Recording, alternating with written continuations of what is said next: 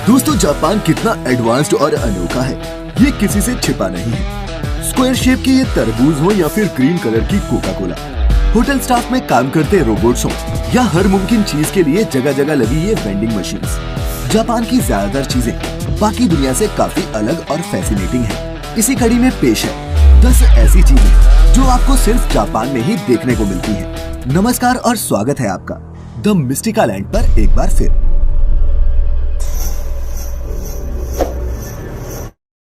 Smart streets. दोस्तों, इस video clip में मौजूद रोड को ही देख लीजिए। कैसे एक बेहद तंग रोड पर यहाँ बस मोड़ना मुमकिन ही नहीं है, लेकिन बस के लिए यहाँ एक डेडिकेटेड स्पॉट बना हुआ है, जिसकी मदद से बस बड़ी ही आसानी से टर्न हो रही है।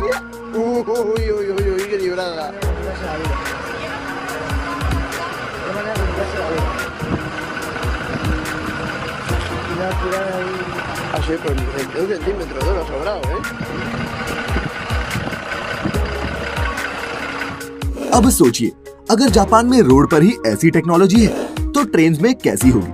आपने जापान में 300 किलोमीटर प्रति घंटे की रफ्तार से चलने वाली बुलेट ट्रेन के बारे में तो सुना होगा। और दोस्तों, हैरानी की बात तो ये है कि इस ट्रेन के इर्द गिर्द जो बिल्डिंग्स हैं, उसमें इसकी मूवमेंट की वजह से कोई वाइब्रेशन या फिर नॉइज नहीं आती। अब इसे कहते हैं फ्यूचरिस्टिक इंजीनियरिंग और क्रिएटिविटी।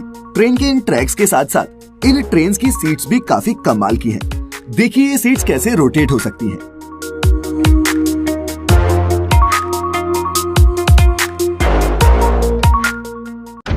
Train pushers.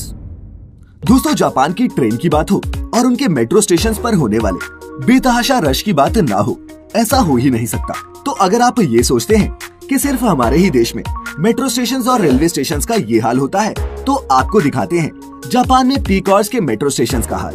यहाँ आलम ये है कि स्टेशन स्टाफ में खास तरह के लोगों की भर्ती की जाती है, जिन्हें ट्रेन पुशर्स कहा जाता है, जिनका काम सिर्फ ये होता है कि स्टेशन पर ज्यादा भीड़ होने पर वो ट्रेन के पास जाकर लोगों को कुछ इस तरह से ट्रेन के अंदर धक्का देते हैं या फिर पुश करते हैं। और ट्रेन पुशर्स की ऐसी मिसाल दोस्तों आपको पूरी दुनिया में कहीं नहीं मिलेगी।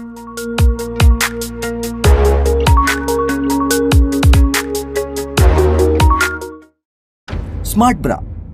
दोस्तों, जापान के लोग अपने इनोवेटिव आइडियाज सिर्फ टेक्नोलॉजी और मशीन्स तक सीमित नहीं रखते, बल्कि कपड़ों में भी इस्तेमाल करते हैं। जापानीज लॉन्ड्री ब्रांड रेवियर के इस प्रोडक्ट को ही देखिए।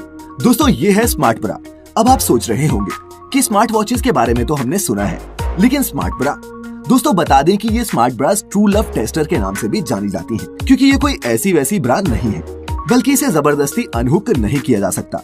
इसमें एक ऐसी टेक्नोलॉजी है जो इसे पहनने वाली महिला के इमोशंस और फीलिंग्स को हर वक्त मॉनिटर करती है और उसके शरीर में रिलीज होने वाले हार्मोन से ये अंदाजा लगाती है कि महिला को कैसा महसूस हो रहा है। अपनी मैथमेटिक्स से ये स्मार्ट ब्रा एक सर्टेन लेवल तक पहुंचने के बाद तब अपने आप अनहुक हो जाती है, जब उसे लगता है कि महिला अपने किसी चाहने वाले के साथ है और वो सेक्सुअल एडवांसेस के लिए तैयार है। तो दोस्तों, आप ऐसे प्रोडक्ट के बारे में क्या सोचते हैं? नीचे कमेंट्स में जरूर बताइएगा। Underground parking. दोस्तों, यहाँ अपने शहरों में आप देखते होंगे कि पार्किंग एक बहुत बड़ी समस्या है और हमें साइकिल, बाइक या फिर कार रास्ते के साइड या फिर कभी कभी बिल्डिंग्स के सामने ही पार्क करनी पड़ती हैं। लेकिन वहीं जापान ने इस प्रॉब्लम का भी एक इनोवेटिव सॉल्यूशन निकाला है। यहाँ हम बात कर रहे हैं अंडरग्राउंड साइकिल पार्किंग की। हालांकि इसके लिए पहले रजिस्ट्रेशन करना पड़ता है, जिसके बाद ही एक आईडी कार्ड और बाइक टैग अलॉट होता है। साइकिल को पार्क करने के लिए उसे एक लोडिंग डॉक पर रखा जाता है, जिसके बाद टैग को स्कैन करते ही दरवाजा खुल जाता है और साइकिल ऑटोमेटिकली एक खास पोजीशन पर पार्क हो जाती है।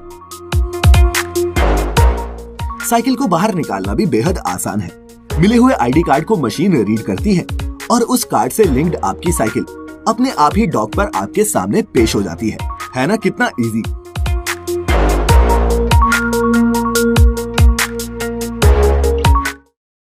Weird school rules. दोस्तों, जापान की स्कूली पढ़ाई अपने यहाँ जैसे रट्टाफिकेशन नहीं है। वहाँ किताबी पढ़ाई के साथ साथ व्यवहार, चरित्र और मेहनती इंसान बनने की भी ट्रेनिंग दी जाती है।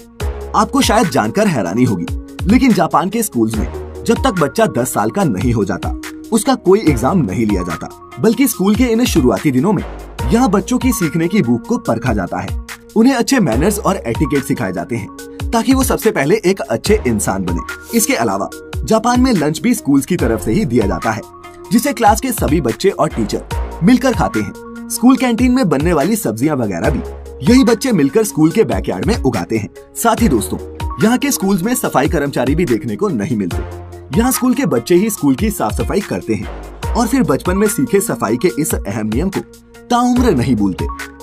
Plastic food. दोस्तों, क्या आपके साथ भी कभी ऐसा हुआ है कि आपने रेस्टोरेंट मेन्यू में लगे खाने की लाजवाब फोटो को देख उस डिश को ऑर्डर किया हो और जब खाना टेबल पर आया हो तब वो बिल्कुल ही अलग लग रहा हो? लेकिन जापान के रेस्टोरेंट्स में ऐसा कभी नहीं होता। जापान के रेस्टोरेंट्स में जो फोटो दिखता है वही मिलता है। और फिर भी अगर हमें यकीन करने में मुश्किल हो तो यहाँ शोकेस के लिए रेस्टोरेंट्स में मेन्यू में लिस्टेड हर डिश का एक प्लास्टिक मॉडल भी देखने को मिलता है, जिससे आप अपने टेबल पर सर्व हुई डिश को कंपेयर कर सकते हैं। तो है ना ये कमाल की बात। Vending machines. दोस्तों, आपने अपने यहाँ भी रेलवे स्टेशन, एयरपोर्ट्स या फिर कुछ स्कूल कॉलेजेस में वेंडिंग मशीन्स देखी होंगी, लेकिन जापान में हर 2 कदम पर आपको एक वेंडिंग मशीन देखने को मिलेगी, जिसमें न सिर्फ फूड और ड्रिंक्स बल्कि फ्रूट्स और वेजिटेबल्स भी बिकते हैं। इतना ही नहीं, यहाँ तो लोग अंडरवियर और पपीज तक वेंडिंग मशीन से खरीद सकते हैं।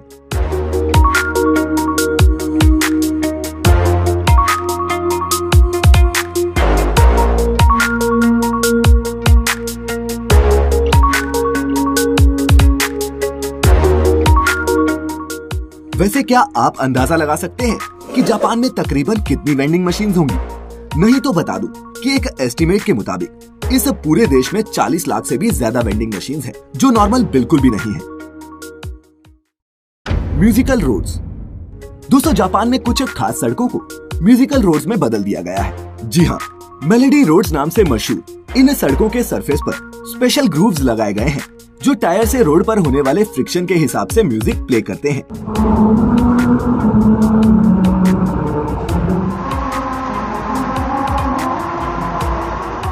और दोस्तों, इन म्यूजिकल रोड्स का पर्पस एंटरटेनमेंट के अलावा ड्राइवर्स को अलर्ट रखते हुए रोड एक्सीडेंट्स को कम करना भी है। टॉयलेट्स। जापानी टॉयलेट दुनिया में पाए जाने वाले सबसे हाईटेक टॉयलेट्स की लिस्ट में नंबर 1 पर आते हैं। इन टॉयलेट्स का डिजाइन कुछ इस तरह का होता है कि ना वो सिर्फ आपकी मोशन नेसेसिटीज का ख्याल रखते हैं, बल्कि इसके अलावा और भी कई सुविधाएं देते हैं। इसके सेंसर्स टॉयलेट की सीट अपने आप खोल देते हैं और पानी का टेम्परेचर कंट्रोल करने के साथ साथ आप जेट का प्रेशर भी कंट्रोल कर सकते हैं। एक बटन से टॉयलेट सीट को गर्म करने से लेकर म्यूजिक प्ले करने तक और ड्रायर से लेकर डिओड्राइजर तक, ऐसी कई चीजें हमें जापानी टॉयलेट्स में देखने को मिलती हैं, जो आपने कभी एक टॉयलेट से एक्सपेक्ट भी नहीं की होंगी। जापानी टॉयलेट की सबसे बेहतरीन बात तो ये है कि ये इको फ्रेंडली होते हैं। यहाँ बेसिन फ्लश पर ही लगा होता है। तो दोस्तों, जिस पानी से हम हाथ धोते हैं वही पानी रिसाइकल होकर फ्लश में इस्तेमाल होता है। लोग सच ही कहते हैं कि यहाँ बाकी के देश 2 कदम आगे सोचने की बात करते हैं, वहीं जापानी लोग 4 कदम आगे की सोचते हैं। क्लीनलीनेस। दोस्तों, यहाँ बाकी देशों ने कोरोना महामारी के बाद सैनिटाइजर्स और मास्क का इस्तेमाल करना शुरू किया, वहीं जापान बहुत पहले से ही पर्सनल हाइजीन और पर्सनल सेफ्टी के तौर पर इन चीजों का इस्तेमाल कर रहा था। साथ ही जापानी लोग अपने एनवायरनमेंट को साफ रखने को भी काफी अहमियत देते हैं। आपको जानकर हैरानी होगी कि जापान में पब्लिक गार्बेज कैंस बहुत कम देखने को मिलते हैं, और इसका कारण है वहाँ की बेहद डिसिप्लिन्ड वेस्ट मैनेजमेंट प्रैक्टिसेस। सभी लोग अपने कचरे की छटाई करके कम से कम कचरा ट्रीटमेंट प्लांट्स में भेजते हैं। और सिर्फ यहाँ के सिटीजन्स ही नहीं, मैन्युफैक्चरर्स भी एनवायरनमेंट का काफी ध्यान रखते हैं। अब जापान के च्युइंगम मैन्युफैक्चरर्स को ही देख लीजिए, जो च्युइंगम के पैकेट के साथ साथ एक पेपर भी देते हैं, ताकि लोग च्युइंगम को रास्ते पर यूं ही ना थूक दें, बल्कि उस च्युइंगम को पेपर में रैप करके फेंके, ताकि वो जाने अनजाने किसी राहगीर के जूते से ना चिपक जाए।